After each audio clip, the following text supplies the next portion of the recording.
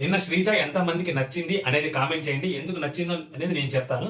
So normal గా మొన్న జరిగిన దానికి ఏదైతే ఇష్యూ జరిగిందో జడ్జెస్ అలిగి వెళ్ళిపోయారో, సో దానికి కారణం మేజర్ రీజన్ సో శ్రీజ.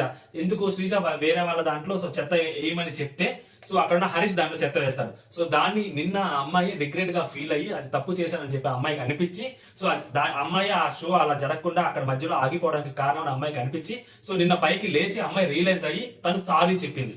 అది నా వల్లే జరిగింది, సో సారీ, నేను అలా చెప్పుండకూడదు, వేరే వాళ్ళ ఇంట్లో నేను చెత్త వేస్తాను అని అది నా స్ట్రాటజీ అని నేను చెప్పుండకుండా ఉండాల్సింది, అది నా తప్పే, సో సారీ అని అమ్మాయి చెప్పడం అనేది చాలా బాగా నచ్చింది నాకు. అది ఎందుకంటే బిగ్ బాస్ హౌస్ లోకి అదే కాదు, తప్పు చేయడం ఎవరైనా చేస్తారు, ఆ తప్పుకి రియలైజ్ అయ్యి వెంటనే సారీ చెప్పడం అనేది మన క్యారెక్టర్ ని మనల్ని 2 మెట్లు పైన ఉంచి తప్పితే ఎప్పుడు డౌన్ చేయదు. సో శ్రీజ కూడా నిన్న అదే జరిగింది. అది అమ్మాయి స్ట్రాటజీ అవ్వచ్చు, లేదా ఓన్ గా రియలైజ్ అవ్వుండొచ్చు, వాట్ ఎవర్ ఇట్ ఈస్. ఆ అమ్మాయిని అగ్ని పరీక్షలో 2 మెట్లు పైకి ఎక్కించింది అని మాత్రమే చెప్పొచ్చు. నాకు నిజంగా అమ్మాయి ఆ విషయంలో చాలా బాగా అనిపించింది. సో ఎందుకంటే నార్మల్ గా అమ్మాయిని చూసిన అమ్మాయి ఎవరైనా చూస్తే ఫస్ట్ నుంచి చూస్తే అమ్మాయి అంత ఈజీగా తప్పుని అడ్మిట్ చేయదు, సారీ చెప్పదు అనే లాగే కనిపించింది. కానీ ఆ అమ్మాయి నిన్న సారీ చెప్పిన విధానం ఏదైతే ఉందో అది నాకు చాలా బాగా నచ్చింది. సో ఎంతమందికి శ్రీజ నిన్న సారీ చెప్పిన విధానం నచ్చిందో లైక్ చేయండి, మీరు కామెంట్ చేయండి.